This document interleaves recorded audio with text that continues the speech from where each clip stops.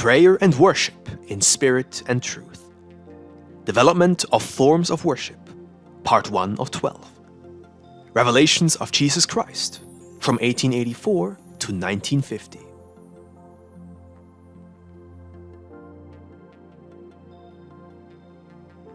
Thus saith the Lord, how slowly mankind walks toward perfection in their worship of God.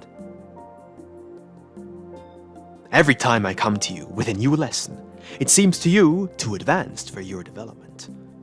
Understand that I give you an entire era to come to understand it and to integrate it into your lives.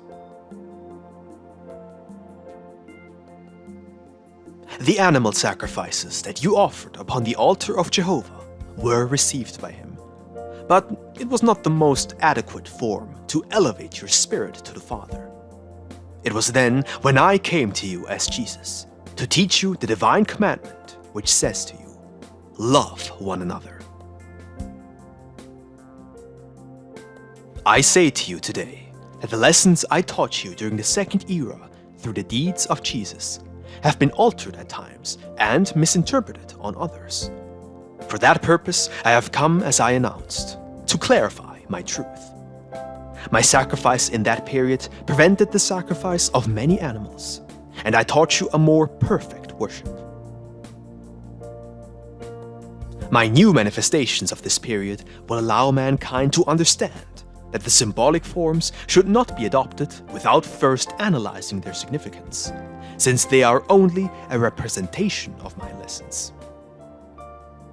Prayer is the spiritual medium that I have inspired in man, so that he may communicate with my divinity. That is why it manifests in you as a yearning, a necessity of the Spirit, as a refuge in times of trial. Whoever does not know true prayer does not understand the joys contained in it, and does not know the source of health and goodness to be found in it. They feel the impulse to speak to me and present their petitions, but lacking spirituality, they feel that the offering of sending up only their thoughts is so meager that they instantly look for something material to offer me, thinking that with that they will flatter me more. In this way have men fallen into idolatry, fanaticism, rites, and external worship, drowning their spirits and depriving themselves of the blessed liberty of praying directly to their Father. Only when the pain is incredibly intense and reaches the limits of human strength does the spirit, forgetting ceremony and knocking over idols, free itself and arise to shout from deep within, my Father, my God.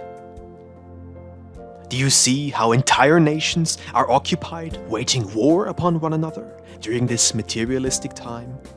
Yet I tell you, even in the middle of these wars, many men have found the secret of prayer, a prayer born of the heart, coming to me as an urgent call, a protest, a plea. And then, when they experienced the requested miracle, they knew that there exists no other way to speak to God than with the language of the Spirit.